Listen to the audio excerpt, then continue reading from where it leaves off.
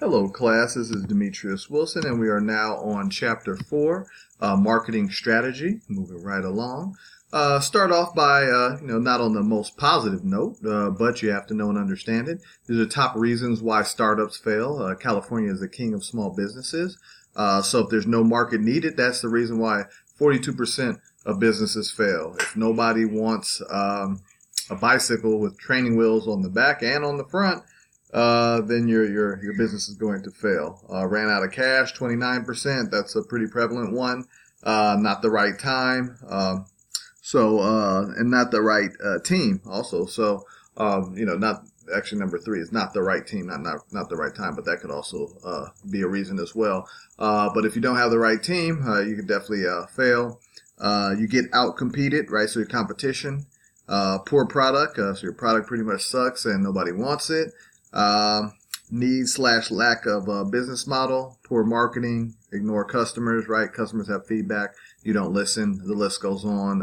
This diagram is also in your book, so be sure to pay close attention to it. But those are some of the reasons why startups fail. And that's very important so that people who work in marketing know and understand what they need to do in order to contribute so this will not occur. Learning outcomes or learning objectives for Chapter 4 are evaluate how marketing strategies align with corporate strategy. So you have your mission, your corporate strategy, which is aligned with your mission, and your marketing strategy, which needs to be aligned with your corporate strategy. You want to explain the inputs and components of a marketing strategy. So you have your input, what goes in as far as knowledge, skills and abilities, and the outputs that come out, your message that goes out to consumers. Number 3, show how common analytic tools are used to inform the organization's strategy. Number 4, give examples of corporate strategies, many different ones. Number 5, explain how the development and maintenance of customer relationships are an essential part of organization's marketing strategy. As I mentioned before, I work in the retention department, or one of the departments that I manage, and that is very essential that you retain clients and make sure that your relationship is fully vital in order for them to come back and purchase more products from you, whether it be a consumer or a business. So let's talk a little bit about strategy. Strategy answers the following 4 questions. Where do we compete? Do we compete on the internet? Do we compete in brick and mortar? Do we compete in both? Different countries, different neighborhoods. Number 2, what unique value do we bring to customers? What value do you bring? If you bring a lot of value, then more than likely you'll have a lot of purchases, because value, as you see, as you've seen from the textbook, the definition is, what do you bring to the consumer or the business that they actually need and that they can use in their process? Number 3, how will we use our capabilities to provide unique value? And number 4, how will we sustain our unique value and position? And sustaining goes back to retention. So how do you continue to sustain that value?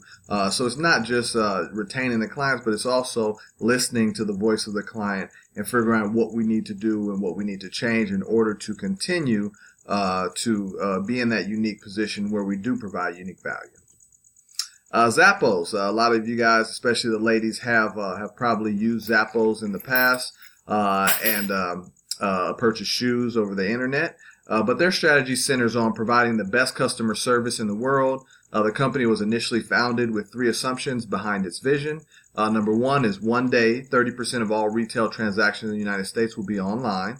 We're definitely heading in that direction. Number 2, people will buy from the company with the best service and the best selection. So who has the best customer service and who has the best selection of products. And number 3, Zappos.com will be that online store aforementioned in number 2. I know companies that have actually gone to Zappos to check out their customer service and see the things that they do that are so much different than the other companies, so they can try and emulate that. And they're open to that. I know one of the things they provide, free lunch, a very eclectic environment. People are showing their different type of style of fashion, as opposed to having a certain type of dress code. All kind of different things that are great in that Zappos environment. Google also has a wonderful environment, but we're going to talk about their mission. Their mission statement is Google's mission is to organize the world's information and make it universally accessible and useful. And I'm not a Bing person. As soon as I need to look something up, I do go straight to Google, and definitely like Google Chrome. So It's just a match for me. Their target market, Google's target market is the world, right? They don't want to condense what they're, and who they're trying to target. They want to target the entire world. They want everybody to use it, use Google. Now, are there certain places where they're being blocked? Yeah, definitely, like in China. I had a student that was going to China, couldn't use their Google account anymore while they're there because they had to use China's version of Google, instead of being able to use that account. So what's Google's strategy? Google has defined a set of strategies that support its mission, one of which is the product strategy. Two core components to their product strategy. It's search engine, right? So that's what I go into. I search for something. I want to see, look up a, solid medicine ball. And then I put it in there. It tells me all different places I can buy it, purchase it, gives reviews and everything like that. Everything is there accessible on Google. The advertisement platform that is fed by the search engine, right? So, the advertising, that comes into play. It's like, hey, you've looked at ththese different products. We want to pop up these ads because Google has all this information on you and your browsing as well as your shopping patterns. Both of these products are not only designed to serve the world, but they become more and more powerful as they gain users, meaning as they get more information on my purchasing and my browsing patterns, it continues to be more powerful. And as more people, give them access to the information that they have, it continues to increasingly get even more powerful. If Google were to narrow its focus to segment of internet users, it would hamper the company's ability to achieve its mission and at the same time make Google less successful and profitable because they're trying to target the world. So if they say we just want to target the United States, then that doesn't fit with their corporate strategy. Google uses a range of tactics to execute its strategy. One tactic is to create promotional videos that convey the power of Google's mission and align the mission with the specific benefits of the Google search engine. In general, the effective objectives meet the following criteria. So objective, when you think about that, you want to think about somewhat short term. Goal is a little bit more long term. So then the objectives, they are specific. They identify what must be accomplished in language that is clear and easy for the whole company to understand. You must be clear and concise. It can't be in, technical jargon that people can't understand. They are measurable. They help managers ascertain whether the objectives have been achieved is in a very concrete term. So we don't need it to be subjective. We need it to be in black and white. Did we achieve our objective? They have a time frame. The objectives specify when they are to be met, so that others can count on the results being available at a certain specific time. Annual objectives. This is good because your annual objectives or your corporate objectives for the year, those should be listed, and then your marketing objectives need to, follow suit and follow behind those corporate objectives. So company objective is to increase profitability by 6% over the prior year. So what do we do in marketing? Increase the average selling price of the product from $186 to $198. Complete end of life process for 3 products with profit margins below 3%. That means we're killing those products. Increase sales of star products, which we'll discuss what a star is, by 30% over the prior year. That's going to help to increase our profitability by 6%. Company objective is to increase market share in one key market by 4%. How are we going to do that or assist in doing that in marketing? Implement a competitive positioning campaign relative to a key competitor, right? So we're going to set up a campaign relative to bouncing us right up against right alongside one of our toughest, possibly most profitable competitors. You want to introduce 2 new products to the market, introduce major enhancements in product lines, and bring 2 distribution partners on board to expand coverage to the new major markets. In order to be more profitable, a lot of times you do have to expand and go into different markets or stay in the same market and diversify in terms of what you are producing, whether it be a product and or a service. This is a SWOT analysis. You'll be using SWOT analysis or analyses in business and in business classes, as long as you are in business classes. Strengths, weaknesses, opportunities, threats. I like this diagram. That's why I put it on here, because external factors, meaning factors outside of your company, are opportunities and threats. Opportunities are good, threats are bad.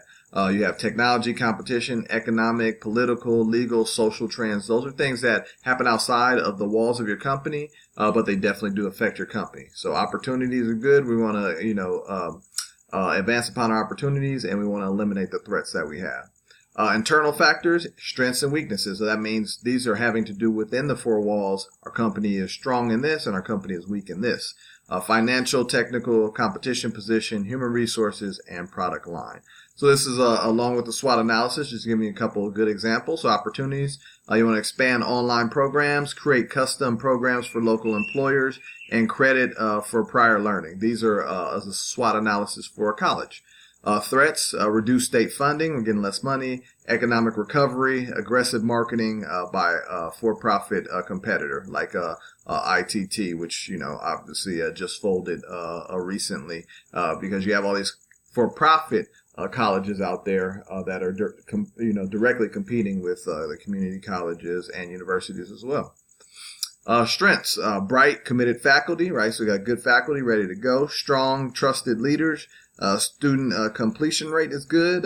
Student advising initiative and community partners, all in our strengths section. Our weakness, so we want to expand and continue upon our strengths. We want to improve upon our weaknesses, which are aging technology infrastructure, training for part-time faculty, not a good training path in place, nursing program under capacity.